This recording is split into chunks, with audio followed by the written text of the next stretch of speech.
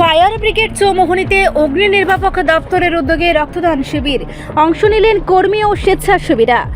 মানব সেবার মহান উদ্দেশ্যকে সামনে রেখে ত্রিপুরা অগ্নি নির্বাপক দপ্তর এবং ইমার্জেন্সি সার্ভিস দপ্তরের পক্ষ থেকে এক স্বেচ্ছায় রক্তদান শিবিরের আয়োজন করা হয়।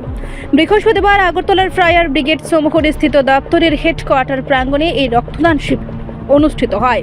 এই কর্মসূচিতে উপস্থিত ছিলেন দপ্তরের যুগ্ম অধিকর্তা মিঠুন দাস চৌধুরী, প্রাক্তন ডিরেক্টর উত্তম মণ্ডল সহ দপ্তরের অন্যান্য আধিকারিক ও কর্মীরা। রক্তদান শিবিরে অগ্নি নির্বাপক দপ্তরের কর্মী সহ বহু স্বেচ্ছাসেবী স্বতঃস্ফূর্তভাবে অংশগ্রহণ করেন। অনুষ্ঠানে উপস্থিত অতিথিরা বলেন, দুর্ঘটনা বা জরুরি পরিস্থিতিতে রক্তের প্রয়োজনীয়তা অপরিসীম। তাই সমাজের মানুষের জীবন বাঁচাতে রক্তদানের মতো মহৎ কাজে এগিয়ে আসা অত্যন্ত প্রশংসনীয় উদ্যোগ। এ ধরনের উদ্যোগ ভবিষ্যতেও অব্যাহত থাকবে বলেও জানানো হয় দপ্তরের পক্ষ থেকে।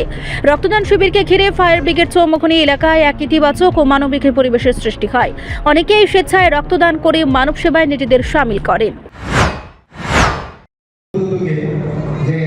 রক্তদান শিবির, এই রক্তদান শিবিরের উদ্বোধক তথা আমাদের ডিপার্টমেন্টের প্রাক্তন অধিকর্তা শ্রী উত্তম মণ্ডল মহোদয় উপস্থিত আছেন।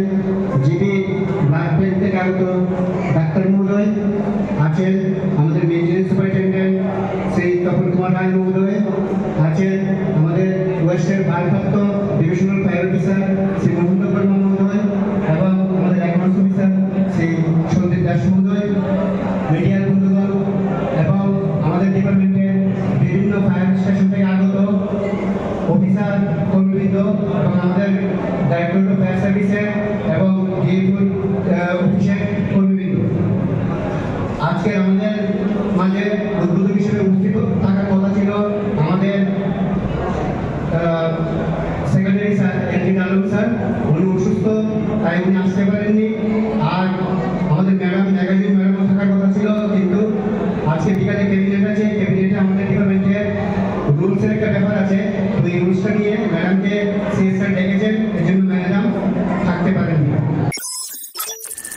রিপোর্ট সংবাদ প্রতীক্ষা।